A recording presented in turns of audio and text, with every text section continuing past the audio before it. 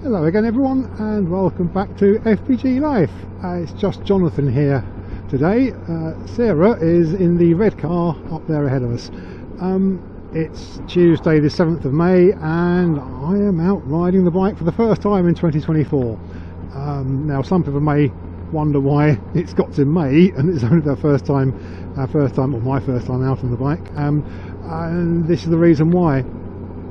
The MOT previously, the MOT being the annual roadworthy test that vehicles over three years old have to pass to be allowed on the roads in the UK.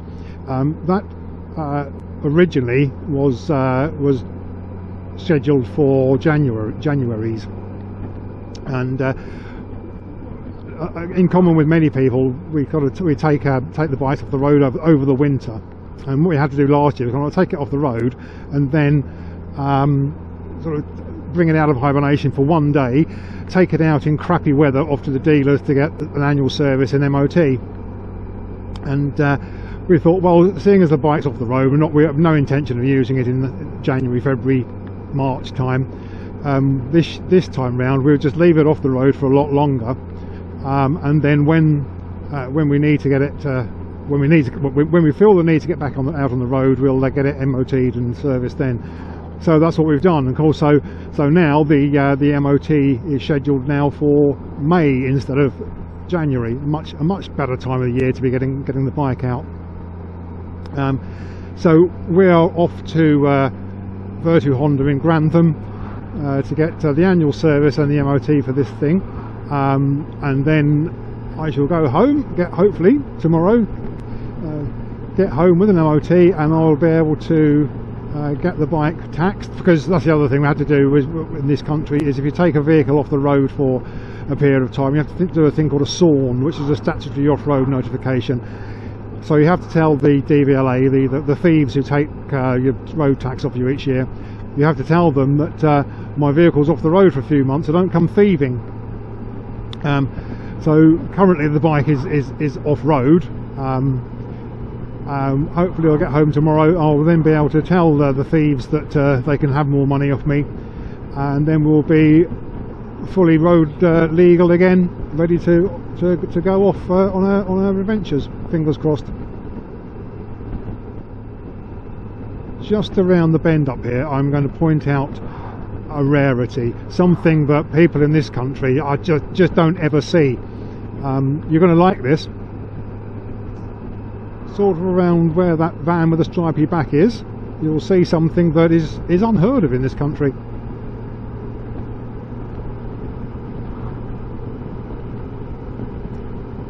And here it is. It's a piece of road that has been resurfaced. There's about maybe 300 yards of this new surface.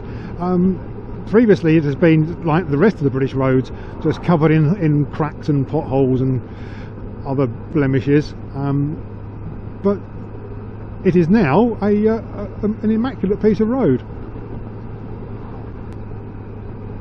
I don't believe the council did it though. I think more likely a roaming gang of vigilante road surfacers has come round and done it, because it's not the sort of thing that councils do. But anyway, there it is. Lovely, nice piece of road. I might just ride back and forth on that all day tomorrow, for the sheer novelty of it. It's a bit of a dull ride down to Grantham. Most of it's going to be dual carriageway, but even though there are clouds in the sky, it's quite a warm and calm day, so it's going to be a fairly pleasant ride down there, and it's just great to be back out on the bike again. I was wondering, it's about 7 months since we've been out on it, I thought I might feel a bit rusty, but no, not a bit of it. Jumped on it and felt at home immediately, and yeah, so far, even after having just done a handful of miles, it feels really, really, really good to be back out on the bike.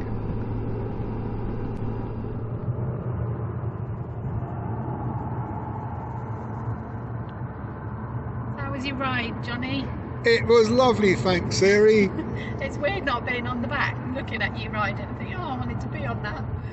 Oh well, only a day and a bit, and you can get on the back. Did you make a little video?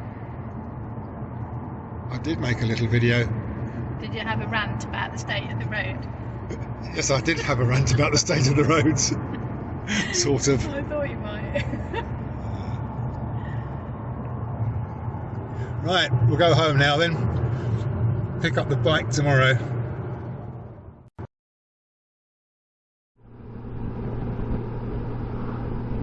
It's now Wednesday. We've just been back down to Grantham to pick up the bike.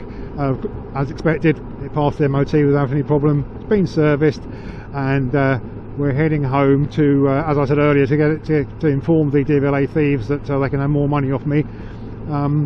Sarah again is in the red car ahead of us, and we're looking forward to getting some more miles under our belt on this thing.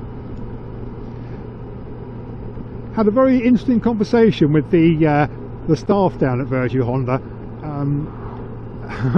about fuel, E10 versus E5. We have been trying to put E5 in as much as possible with this bike, and the staff at Virtue Honda, a lady called Maria there, who a biker, experienced biker, she was saying that she only ever uses E10. The Honda garage, they only ever use E10 on all their bikes. They have a number of obviously demonstrators and a number of bikes that they have. They run bike lessons down there for learning to ride bikes. So they have a little school there with a number of bikes. And she said they've always only ever put E10 on, E10 in the bikes, without any kind of problem at all, without any noticeable degradation in performance or anything. The only thing she said is that make sure it's E10 from a branded petrol station rather than a supermarket. Well, I'm going to take her advice. It'll be interesting to hear people's comments about this. Is E10 as bad as people say it is, as long as it's a branded E10? Or, in your experience and judgment, should we be going to E5? I'm happy to use E10 because it's obviously cheaper and it's more easily available. But I say we have been trying to find E5 when we possibly can, and that was the other thing that she said, of course, is if you mix the fuels up, it can confuse the ECU. One time it thinks it's getting E5 and then it's suddenly presented E10, and that makes good sense to me. However, I don't know if a bike of this age that's going to matter. I don't know. Look, I don't know. So I'm just going to put it out there for discussion, see what people say. Always look forward to hearing comments from people. Always like being educated and corrected if necessary. So if you've got any thoughts on the E10 versus E5, please stick it in the comments bit below and let us know. Just coming up to our local curry house. There we go, that one there. Pretty good food and huge portions. I recommend it.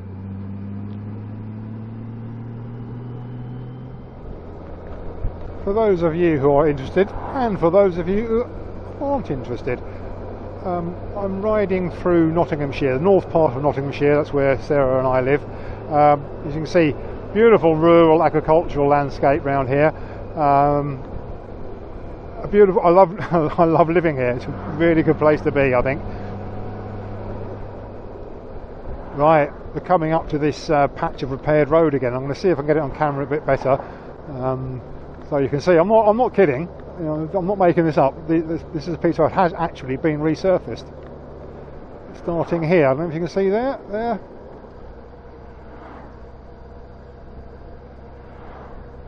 Yeah, look at it. Completely smooth. Not a hole or blemish, crack or pothole anywhere. Unheard of, isn't it?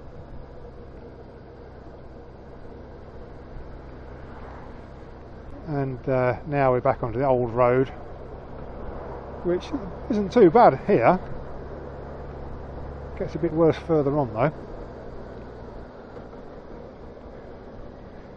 Like there, for instance.